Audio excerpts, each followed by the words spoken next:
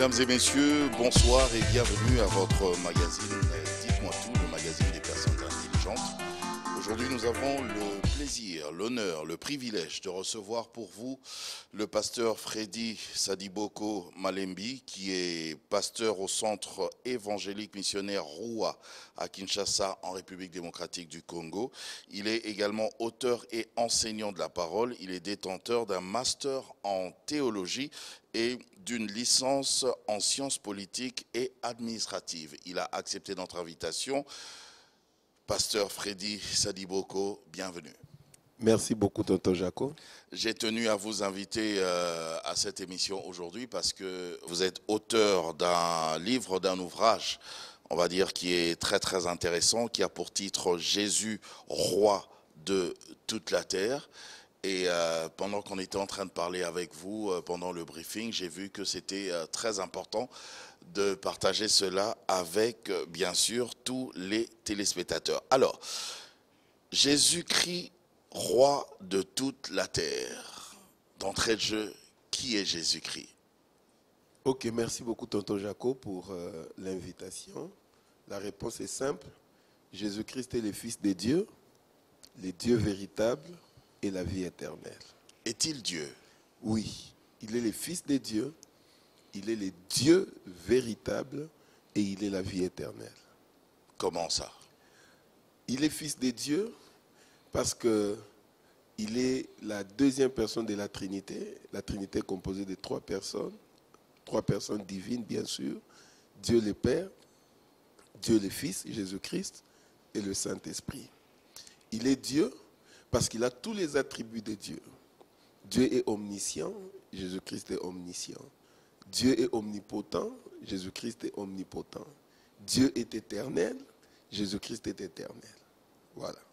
Alors, il y a certaines religions où, je vais dire carrément, il y a certaines croyances qui estiment et qui disent d'ailleurs tout haut comme ça, sans se cacher, que Jésus-Christ n'est pas Dieu et qu'il serait plutôt, ils peuvent accepter qu'il soit un des grands maîtres spirituels ou aussi un des grands prophètes, mais pas Dieu. Parce que Dieu, il est créateur, il a créé tout ce que nous voyons. C'est ça le mystère de la Trinité. C'est ça même qui fait la beauté de la foi chrétienne. En sorte que le Créateur lui-même puisse se faire chair, être incarné et venir sauver l'homme. Ça montre la beauté de la foi chrétienne, mais aussi l'amour immense de ce Dieu-là qui a accepté de quitter son trône, de venir ici sur la terre, de devenir homme comme vous et moi, pour nous sauver. Donc, nous croyons, parce qu'il est écrit que Jésus-Christ est le Fils de Dieu, il est le Dieu véritable. Nous croyons, et les preuves bibliques sont légion, sont nombreuses, qui prouvent que Jésus-Christ est Dieu. Donc, si vous enlevez la divinité en Jésus... C'est irréfutable, c'est comme ça. Il est Dieu. Jésus-Christ devient comme tout homme, comme tout maître, comme tout grand penseur.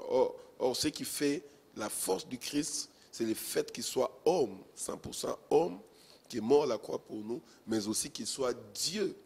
C'est ce qui fait qu'il soit notre sauveur. Donc, si vous enlevez le côté divin de Jésus, il devient un homme simple. Or, nous croyons que celui qui est mort à la croix n'est pas un homme simple, n'est pas un homme ordinaire.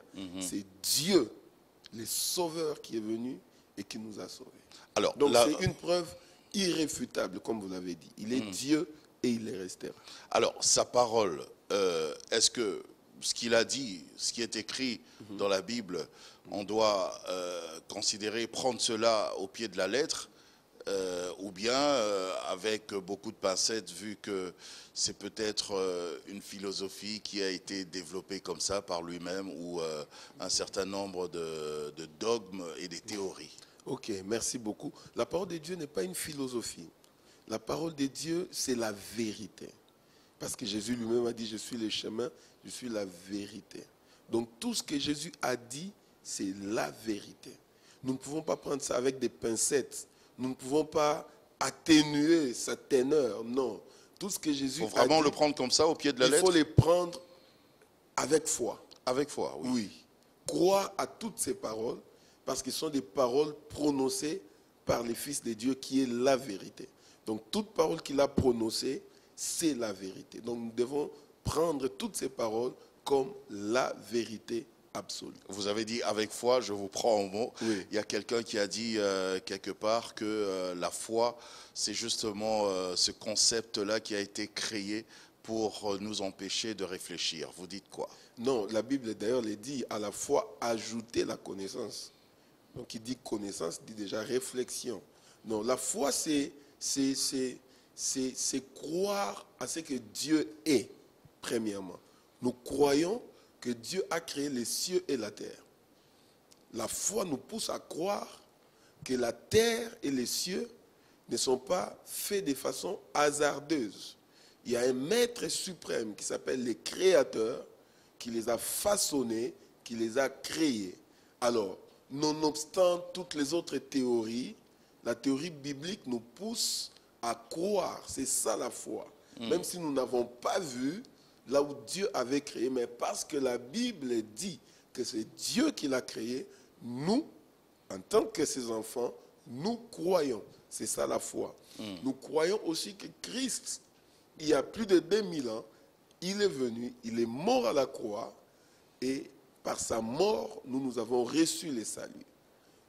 Dans cette génération, personne n'a été là. Mais pourquoi nous attachons à cela? C'est par la foi. Nous croyons que Christ est venu sur la terre, il est monté à la croix, il est mort, il est ressuscité pour nous, et par sa mort, nous avons été sauvés. Nous le croyons. En fait, il n'y a pas de formules magiques, ou pardon, des formules arithmétiques pour expliquer cela. Nous le croyons, nous le confessons, et nous voyons les effets dans nos vies.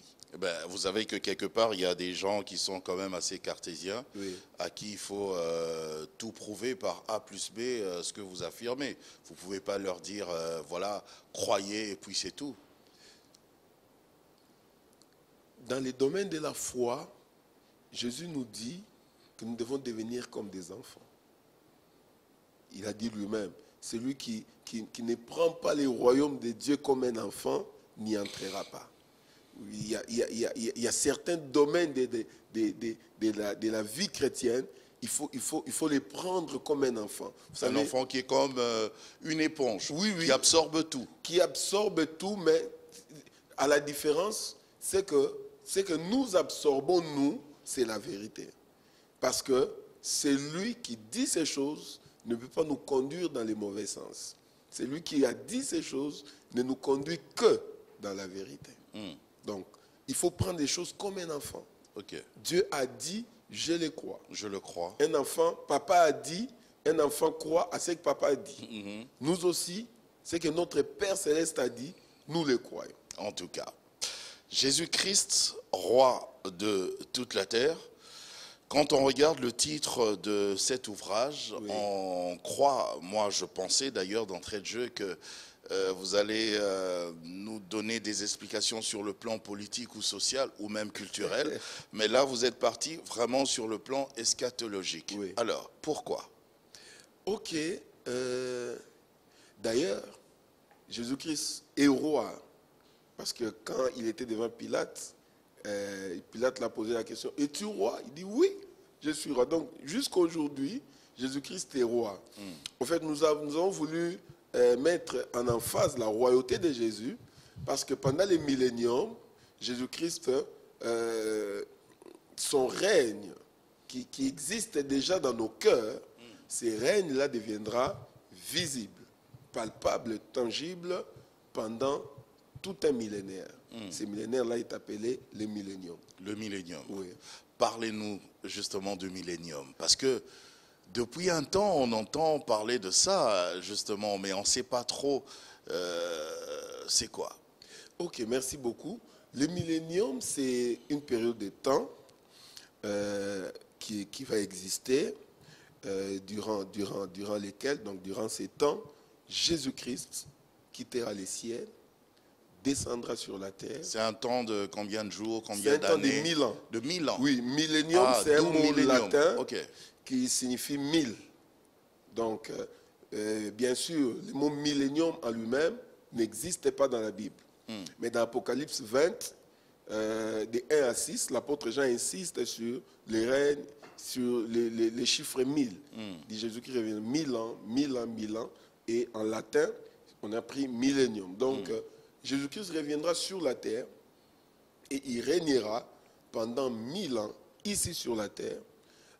Son quartier général sera à Jérusalem et nous les saints, nous régnerons avec lui. Pendant 1000 ans. Pendant 1000 ans. Ah. Alors, qu'est-ce qui va se passer exactement pendant ce millénium? Ok. Déjà, ça viendra quand et qu'est-ce qui va se passer? D'accord. Là, vous me faites plonger Directement. de plein pied sur l'eschatologie. Directement. Ok. L'eschatologie, c'est un fil. C'est un fil qui commence de l'enlèvement jusqu'à la fin du monde. Alors, ceux qui ont lu mon livre comprendront que j'ai parlé de certains événements qui auront lieu avant que nous puissions les événements liés à l'enlèvement. Oui. Avant que nous puissions arriver au millénium. Alors, le premier grand événement qui aura lieu. Donc avant le millénium, il y a l'enlèvement. Oui, avant le millénium, il y a certains événements qui vont se produire et qui vont augurer ou bien qui vont préparer ces temps de paix que nous allons passer avec Jésus-Christ. Lesquels? Le premier événement, et le plus grand d'ailleurs, c'est l'enlèvement. L'enlèvement, c'est les fêtes où l'Église quittera cette terre de façon miraculeuse. La Bible le dit très bien qu'au son de la trompette, les morts en Christ, la Bible souligne bien, les morts en Christ ressusciteront premièrement, et nous qui serons vivants, gloire à Dieu si ce jour-là, nous serons encore vivants. Si nous sommes morts, nous serons comptés parmi les morts en Christ. Ceux qui vont ressusciter. Oui, qui vont ressusciter. Si nous serons vivants, dès que les morts en Christ ressuscitent, nous les vivants, nous sommes transformés en un clin d'œil. En un clin d'œil, nous sommes transformés et les morts en Christ qui étaient ressuscités et nous les vivants en Christ, nous monterons dans les airs de façon miraculeuse. C'est ça l'enlèvement. Et Christ va nous attendre dans les airs. Donc ça sera la deuxième venue du Christ. La première, sa première venue, il est venu, il a pris la chair humaine. Il est monté à la croix, il est mort pour nous. 3 jours après, il est ressuscité et il est assis désormais à la droite de la majesté divine. Les jours de l'enlèvement... Il y a même des gens qui n'aiment pas croire en ça, quoi, qui disent pourquoi est-ce qu'un être humain mourrait pour nous? Pourquoi est-ce qu'il se donnerait, il accepterait autant de souffrances juste pour l'humanité? Simplement à cause de l'amour. Il dit c'est absurde quand même. Oui, c'est l'amour, c'est ça l'amour. Okay. L'amour du Christ dépasse, l'apôtre Paul dit, cet amour dépasse notre entendement. De façon humaine, on ne peut pas les comprendre. Mais c'est ça, l'immensité de l'amour de notre Dieu. Donc ça, c'était sa première venue. Oui, ça, c'était sa première venue. Voilà. Et sa deuxième venue, il ne reviendra pas ici sur la terre, il va s'arrêter dans les airs. Et nous, l'Église, quand je parle de l'Église, je parle de l'Église universelle, de l'Église invisible, composée des hommes et des femmes qui ont reçu Jésus-Christ comme Seigneur et Sauveur et qui marchent en nouveauté de vie avec lui. L'Église qui est l'épouse de Christ. Qui est l'épouse du Christ. Okay. Oui. C'est cette Église qui entendra les sons de la trompette et qui montera dans les airs. L'apôtre Paul dit, elle montera à la rencontre du Seigneur qui est Jésus-Christ. Donc, c'est ça l'enlèvement. Ok. Donc, il y a l'enlèvement et juste après, il y a le millénium. Enfin, c'est comment? Ok. Dès qu'il y a enlèvement... L'eschatologie, c'est compliqué, hein? Mais c'est écrit, tout est écrit. Aidez-nous, dites-nous tout. Oui. Ok, le problème c'est que beaucoup ne se donnent pas ce grand effort de lire avec humilité et de poser des questions. Mais tout est écrit dans la parole de Dieu. Ok. Dès que l'Église est enlevée, se passera une période de 7 ans. Cette période, il y a des choses qui vont se passer ici sur la terre, là où l'Église est enlevée. Il y a aussi des choses qui vont se passer dans les airs, là où l'Église est allée. Ok. Qu'est-ce qui va se passer dans les airs? Nous commençons d'abord dans les airs, et puis nous allons revenir sur la terre. Dans les airs, dès que l'Église est enlevée, l'Église va à la rencontre de son Seigneur. Alors, le Seigneur, Jésus-Christ, c'est un Dieu juste. Il doit récompenser chacun selon ses œuvres. Et le premier événement qui va se passer là dans les airs s'appelle le tribunal du Christ. Je crois que vous avez déjà entendu parler du tribunal du Christ. Au fait, le tribunal du Christ n'est pas un lieu de jugement. C'est quoi? Le tribunal du Christ, c'est un lieu de récompense. Ah, ok. Pourquoi? On récompense les gens dans un tribunal? Le mot tribunal, oui, dans les contextes grecs, c'est l'apôtre Paul parlait, quand il parlait du tribunal du Christ, il voyait un lieu élevé où se trouve un juge et les gens sont assis auprès de ces juges. Donc ce n'est pas le tribunal de façon humaine où nous voyons un juge en train de juger les criminels. Non, les tribunaux de grande instance, non. Mais c'est un lieu où les juges justes, qui s'appelle Jésus-Christ, va récompenser chaque chrétien par rapport au travail qu'il aura fait ici sur la terre. C'est ça ce qu'on appelle le tribunal du Christ. Donc, dans le tribunal du Christ, nous passerons devant Jésus pour recevoir nos récompenses par rapport au travail que nous avons fait ici sur la terre. Pourquoi? Parce que chacun de nous n'a pas travaillé de la même manière que les autres. Chacun a travaillé à sa manière et les récompenses seront proportionnelles au travail que nous aurons fait ici sur la terre. Voilà pourquoi chacun de nous doit passer, l'apôtre Paul souligne d'ailleurs, il dit, nous devons, c'est une obligation. Donc chacun de nous passera devant ce tribunal pour recevoir sa récompense. Sa récompense. Oui. Donc ça ne sera pas la même récompense déjà. Donc, oui, ça ne sera pas la même récompense parce que nous n'avons pas tous travaillé de la même manière. Donc, il y a des gens qui ont beaucoup couru, il y a des gens qui ont peu couru, il y a des gens qui n'ont même pas couru. Donc, mais qui vont se retrouver dans les airs. Qui vont se retrouver dans les airs, oui. Ils étaient chrétiens, ils étaient enfants de Dieu. Donc là, c'est vraiment dans les secrets de Dieu lui-même.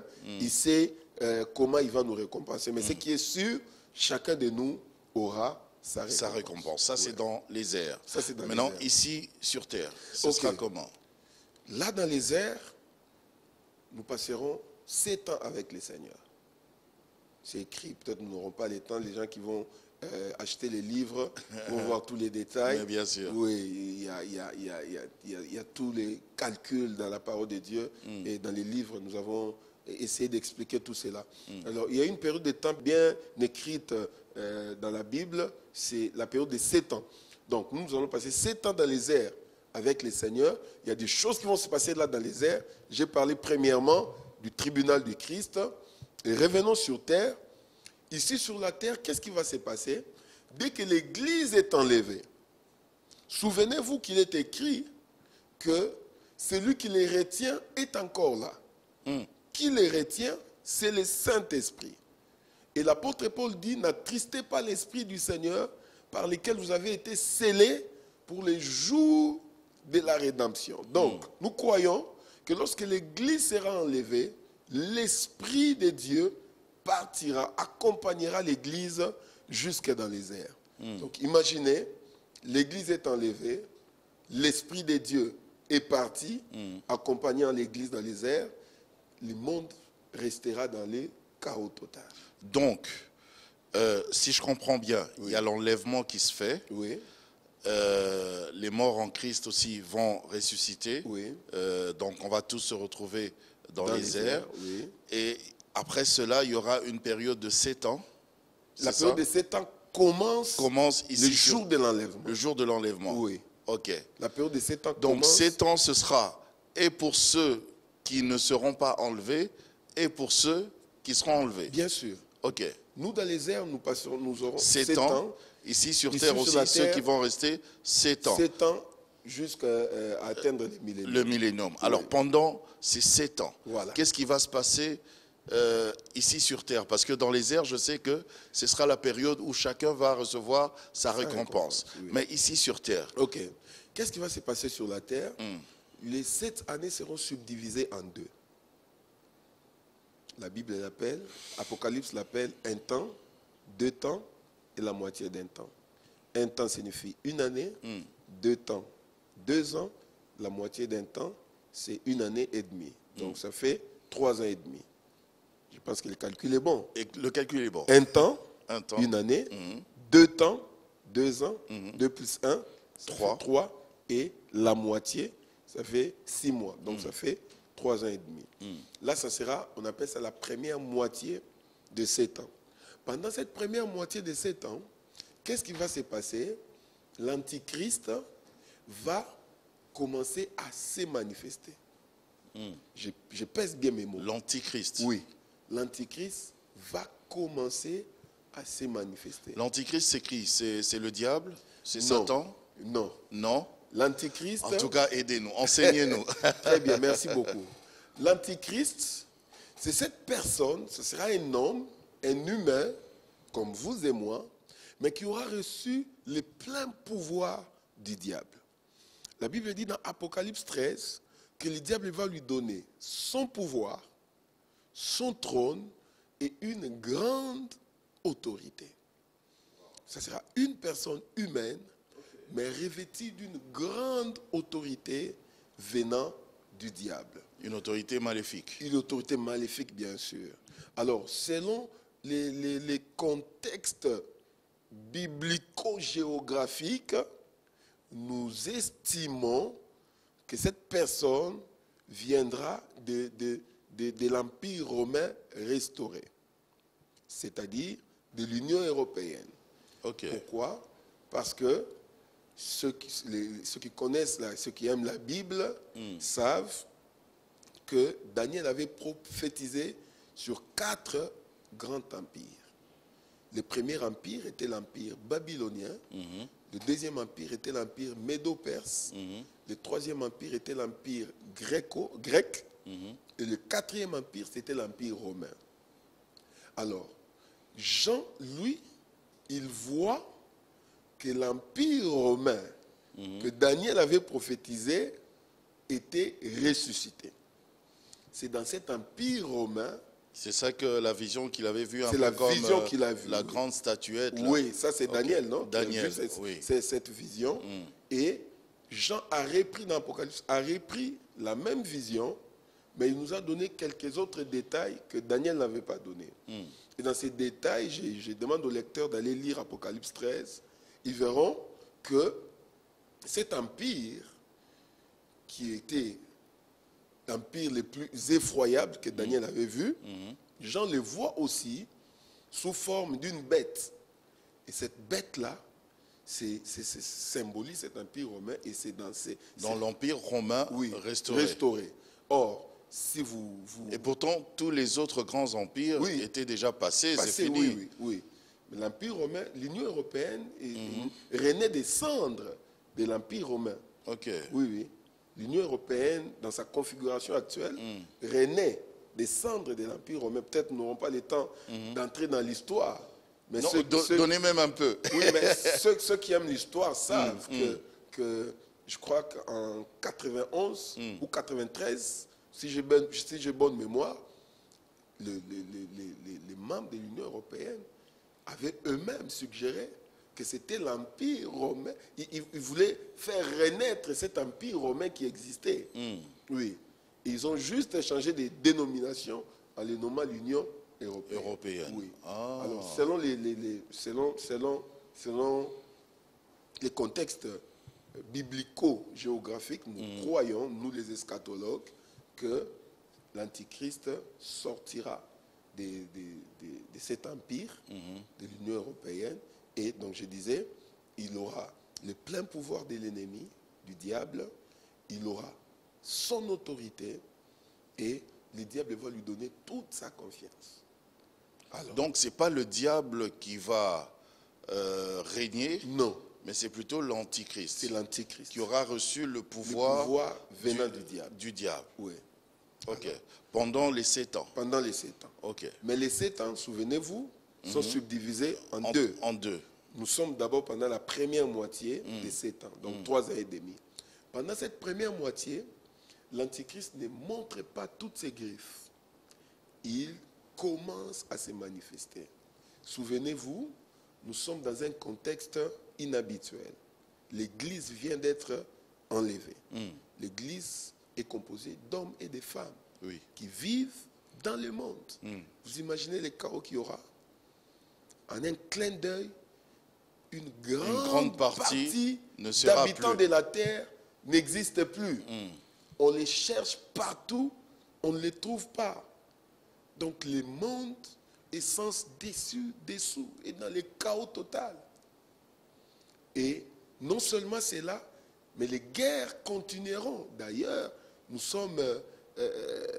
nous vivons déjà cette période de grande turbulence dans le monde. Il y a des guerres qui se manifestent à gauche et à droite. Et nous croyons, avec les écrits bibliques, que la guerre, cette prolifération va continuer. Et vous voyez, donc le monde sera dans ces chaos-là. Et c'est dans ces chaos-là que commencera à surgir un homme extrêmement doué, extrêmement intelligent, extrêmement négociateur, qui va captiver l'attention de plusieurs. Wow. C'est cet homme. Donc il va paraître un peu comme c'est lui le gentil. Oui. C'est lui qui est venu soulager, apporter des solutions. Les diables se révèlent toujours comme un ange des lumières. C'est la parole de Dieu qui dit. Il sortira comme un fin. Et les gens vont lui faire confiance. La Bible dit que les gens l'acclameront. Wow. Il sortira comme un fin négociateur. Il sortira comme un grand diplomate qui va résoudre des conflits qui ont longtemps duré. Donc il sera l'homme solution. L'homme solution. Il va donner des solutions. Il va proposer des choses qui vont s'avérer vraies. Mais il va proposer quelle solution, puisque déjà à la base, il y a eu l'enlèvement.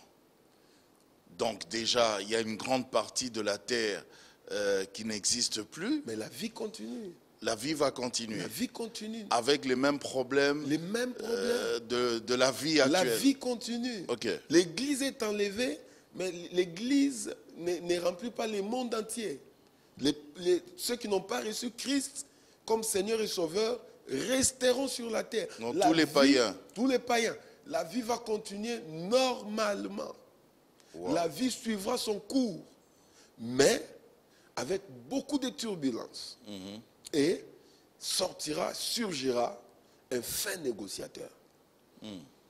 Certains eschatologues disent même qu'il va aller jusqu'à résoudre les conflits israélo-arabes. Wow. Vous vous rendez compte? Ces conflits qui datent, beaucoup d'hommes d'État n'ont pas pu résoudre ces conflits. Beaucoup de présidents américains n'ont pas pu résoudre ces conflits. Et cet homme, un fin négociateur, souvenez-vous, il a reçu les pleins pouvoirs du diable. Cet homme viendra, proposera des solutions. Et qu'est-ce qui va se passer? Le monde va commencer à l'acclamer. Donc carrément, lui, il va diriger le monde entier. Oui, là, il n'a pas encore révélé toute sa face. Okay. Nous sommes dans la première moitié des 7 ans. Des 7 ans. Oui. Donc il va diriger le monde entier. Là, il n'a pas encore révélé sa face. Il n'a pas encore révélé. Dans la première moitié. Okay. Mais il s'est fait déjà connaître. On commence déjà à parler de lui. Il y a un homme, il y a un fin négociateur. Invitez-le, demandez-lui qu'il donne conseil, appelez-le. Son nom. Donc même tous les présidents de l'époque vont commencer à le chercher. À le chercher. Son nom commence à circuler. Et plus, souvenez-vous, j'insiste, qu'il a reçu les pleins pouvoirs venant du diable. Et qu'en ces temps, l'Église n'est plus, le Saint-Esprit n'est plus. Donc, oui, le diable a carte verte, carte blanche. Ok. Et il agit comme il veut. Mais il agit sous l'instigation de l'Antichrist. Alors, il va monter crescendo, cet homme, jusqu'à arriver à la moitié des 7 ans. Ok. Donc souvenez-vous, À la première moitié à la première moitié, oui. il s'est fait connaître. Il se fait connaître. Et nous arrivons maintenant à la deuxième moitié. À la deuxième moitié, donc au milieu. Au milieu. Qu'est-ce qui va se passer au milieu? C'est que l'Antichrist a résolu plusieurs conflits mondiaux. Et il a même permis, par ces négociations, qu'Israël construise son temple. Souvenez-vous qu'au moment où nous vous parlons, Israël a déjà tous les matériaux pour que son temple soit construit. Il n'attend que les go. Et le go là viendra. L'Antichrist fera tout pour qu'Israël construise son temple. Israël construira son temple. Israël commencera à prier dans son temple. Et ça sera une prouesse mondiale, une avancée majeure dans la diplomatie mondiale. Alors, nous arrivons au milieu de ces temps. Là, déjà, les gens vont lui faire confiance. Lui font confiance, c'est un fin négociateur, c'est quelqu'un de bien, il a résolu des problèmes. Il fait son marketing. Il fait son marketing. Souvenez-vous, il a tous les pouvoirs avec lui. Alors, la Bible dit que dans cette moitié-là de 7 ans, l'Antichrist ira au temple. Il va se proclamer Dieu là au temple. Wow. Oui. Au temple de Jérusalem. Au temple de Jérusalem. Au temple qui sera construit. Qui sera construit. Oui. Okay. Cet événement est appelé la dévastation de la désolation. Donc l'Antichrist, vu toutes les prouesses qu'il a accomplies, vu la paix qu'il a instaurée au Moyen-Orient, il croira peut-être que les Juifs vont l'acclamer parce qu'il a résolu ces conflits-là. Il ira au temple. Il prononcera un discours. Il dira, c'est lui qui a fait ces choses. Ne peut-il pas être une divinité? Surtout que les Juifs attendent le Messie. Voilà. Jusque-là. C'est lui que vous attendiez. C'est lui que vous avez cherché. Il est là au milieu de vous. C'est un peu comme Christ avait dit. Cette parole des Écritures que vous venez d'entendre est accomplie. Les Juifs avaient directement compris que Christ parlait du Messie qui était lui-même. L'Antichrist dira à peu près la même chose. C'est lui que vous attendez est là au milieu de vous. Or, les Juifs savent que le Messie ne peut être que juif comme eux-mêmes. Et ils diront, non, mais messieurs, vous n'êtes pas juifs. Ils vont s'opposer contre l'Antichrist. Dès qu'ils vont s'opposer, l'Antichrist va faire sortir maintenant toutes ses griffes, sa vraie face, sa vraie nature. Et il va commencer premièrement à persécuter les Juifs. Et dès que cet événement s'accomplit, nous passons directement à la deuxième moitié de 7 ans qui s'appelle la grande tribulation. Voilà. Wow. Et pendant la grande tribulation, il y aura quoi? Parce que, oui, on parle déjà de tribulation. Oui. Donc il va maintenant commencer à faire souffrir toute la terre. Comme les mots l'indiquent, ça sera vraiment la grande tribulation. Donc le monde sera dans une détresse extraordinaire. Jésus-Christ le dit même. Acheter, ni vendre. Jésus le dit même que la détresse sera si grande comme une détresse qui n'a jamais existé et qui n'existera plus jamais. Donc, pendant la deuxième moitié de 7 ans, autrement appelée la grande tribulation, l'Antichrist aura maintenant le plein pouvoir sur le monde entier.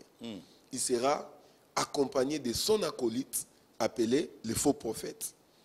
Ah oui, ce sera l'acolyte de l'Antichrist. Il y aura un faux prophète. Oui, l'Antichrist sera comme un chef politique et le faux prophète sera comme un chef religieux. Ok. Alors, donc là, l'Antichrist révèle toute sa face. Non seulement l'Antichrist, mais là aussi, pendant la grande tribulation, Dieu déferle sa colère sur le monde entier. C'est pendant la grande tribulation qu'il y aura des grandes catastrophes. C'est pendant la grande tribulation qu'il y aura l'ouverture des sceaux. C'est pendant la grande tribulation qu'il y aura des choses inattendues, des choses qu'on ne peut pas décrire. L'ouverture des sceaux, ça Oui. c'est Dieu. Ça, c'est Dieu, oui. Les catastrophes, c'est Dieu. Oui, Dans Dieu, sa grande colère. oui, dans sa grande colère, En même temps, il y aura aussi les tribulations Vous-même, causées par l'Antichrist. Ouh là Vous-même, là vous là comprenez, là là. ça sera un temps, la Bible l'appelle aussi les temps d'angoisse pour Jacob. Parce que pendant la grande tribulation, le peuple d'Israël souffrira comme jamais. Souvenez-vous, il a refusé de reconnaître l'Antichrist comme le Messie. Non seulement ça, mais Israël a aussi refusé de reconnaître le vrai Messie, Jésus-Christ, comme Messie. Souvenez-vous, ils ont dit que son sang retombe sur nous et sur nos enfants. C'est pendant la grande tribulation que ce peuple souffrira comme jamais. Et non seulement le peuple d'Israël, mais le monde entier sera sous la coupe de l'Antichrist qui fera souffrir le monde comme pas possible. Wow. Oui.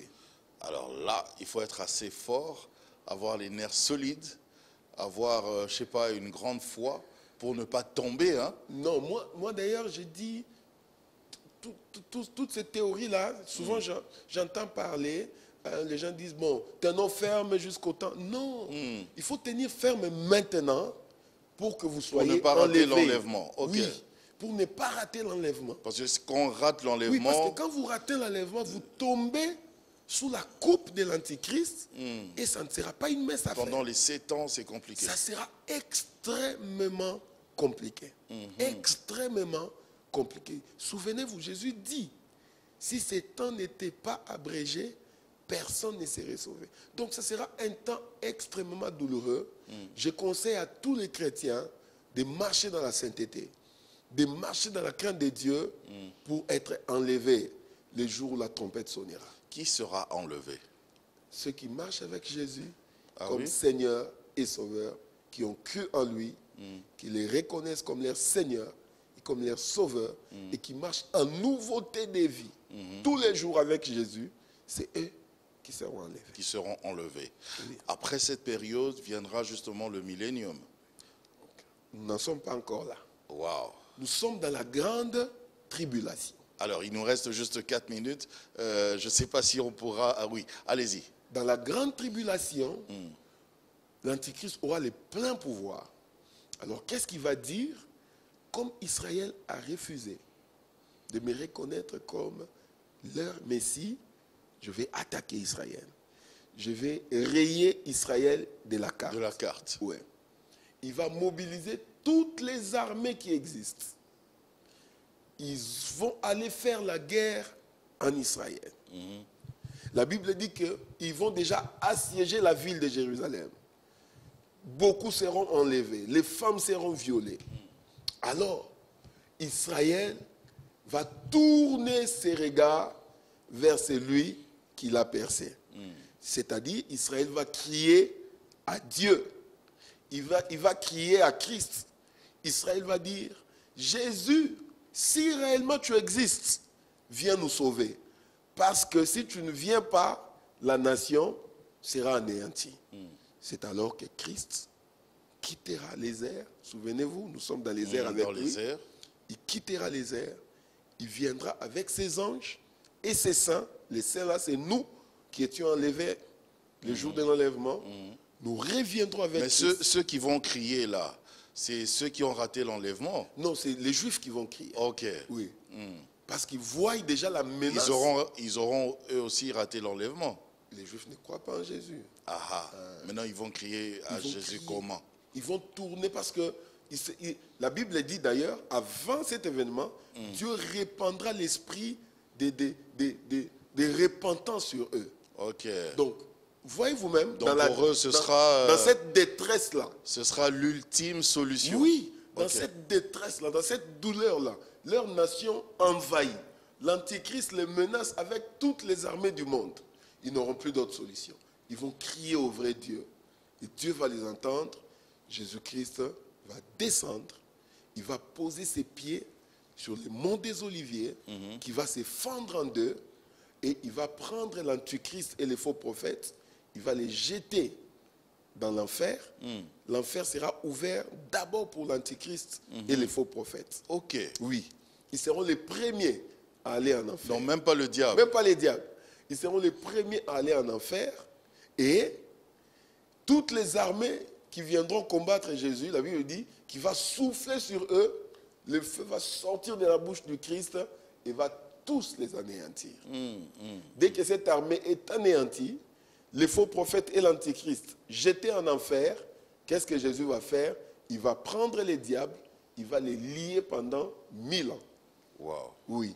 Dès qu'il lie les diables pendant 1000 ans, il proclame maintenant l'instauration du millénium. Waouh! Un livre, vous l'avez compris, mesdames, messieurs, un livre très passionnant. Oui. On ne peut pas tout évoquer ici parce que il faut lire. Parce qu'en quelques temps, on ne pourra pas tout évoquer. Oui. Mais en tout cas, c'est très riche, tout connaître autour de l'enlèvement, le millénium, enfin bref, sur l'eschatologie. Oui. Un petit mot pour la fin. Un petit mot, restons, allais-je dire, attachés à Christ. Parce qu'il y a des très bonnes choses qui nous attendent. Souvent, les gens croient que quand on parle de l'eschatologie, on parle de choses qui font peur. Non, l'eschatologie, c'est une bonne nouvelle. Pourquoi c'est une bonne nouvelle?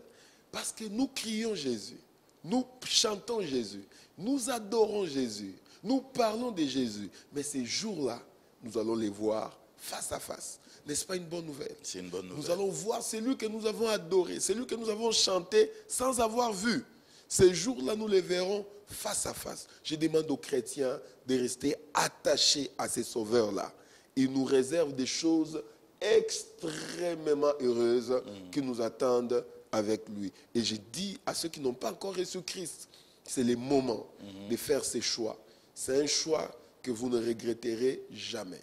Ces choix vous préservera de la grande détresse qui va s'abattre sur le monde entier.